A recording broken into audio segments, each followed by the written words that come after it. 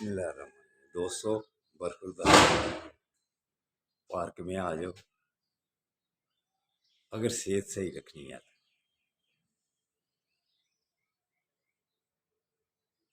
نماز ادا کر لو اور باقاعدگی سے واک کرو۔ جب سورج طلوع ہو جائے تو اٹھ کے اپنے کاروبار کی طرف، کام کاج کی طرف، گھر کے کاموں کی طرف، یا پھر پارکوں کا رخ کرو۔ سوئے رہنا یہ بیماریوں کا باعث بنتا ہے۔ تو اٹھو، سیاسی چپلس کو اب چھوڑو، اللہ بہتر کرے گا۔ عمران خان کی واضح اکثریت سب نے دیکھ لی ہے، تو بڑھتی جا رہی ہیں سیدھے۔ جدھر بھی دھاندلی کی تھی انشاءاللہ تعالی اور بڑھیں گی۔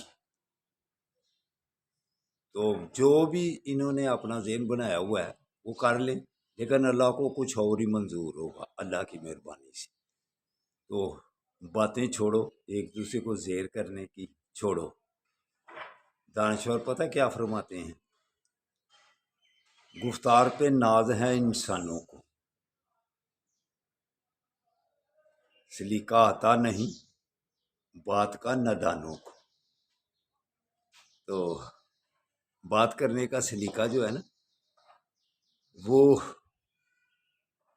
اچھا ہونا چاہیے، غیر پارلیمانی الفاظ سے بچو، پھر انشاءاللہ تعالی پریشانیوں سے بچ جاؤ گے اور صحت مند رہو گے۔